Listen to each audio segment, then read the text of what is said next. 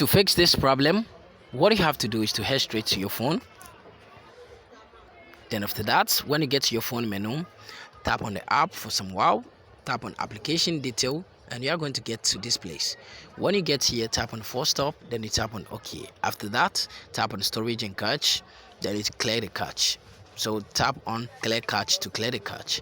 Then after that, go back, tap on mobile data and Wi-Fi, toggle on the background data. You have to toggle it on. Then after that, go back, tap on notifications and make sure the show notification is toggled on.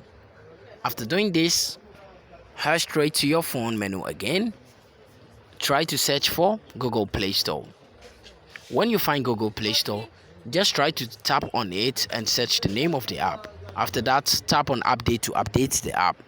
After doing this, what you have to do lastly is to tap on your power button for some while, and you are going to see power off and reboot. Just wipe it to this side like this and release your hand, and it's going to fix. So thank you very much for watching this video. See you in my next video.